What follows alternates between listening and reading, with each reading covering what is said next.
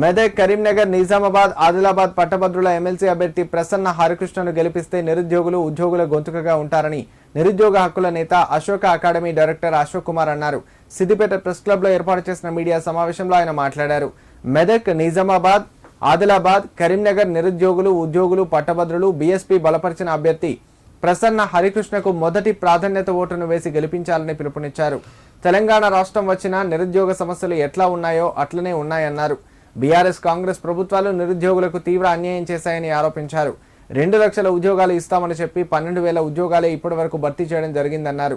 ఉద్యోగులకు సంబంధించి 317 జీవో తీసుకొచ్చి ఇబ్బందులకు గురి చేశారని, ఉద్యోగులు రిటైర్మెంట్ బెనిఫిట్స్ కూడా ఇవ్వలేని పరిస్థితుల్లో రాష్ట్ర ప్రభుత్వం ఉందన్నారు. ఎన్నికల్లో 56 మంది పోటీ చేస్తున్నారు. కానీ ఇవాళ ప్రధాన పార్టీల అభ్యర్థులు డబ్బుల సంచులతో, పార్టీలకు సంబంధం లేని వాళ్ళు, నిన్నమననే వచ్చిన వాళ్ళు సీటు కొనుక్కొని ఇవాళ పార్టీ టికెట్ కొనుక్కున్నారు. ఇవాళ ఆల్ఫోర్స్ రెడ్డి కానీ అంజిరెడ్డి లాంటి వాళ్ళు పార్టీల టికెట్ కొనుక్కున్న 40-50 కోట్ల రూపాయలు ఇచ్చి, అలాగే గ్రాడ్యుయేట్లను కూడా కొనుక్కొని అసెంబ్లీలో ప్రవేశించాలని చూస్తూ ఉన్నారు.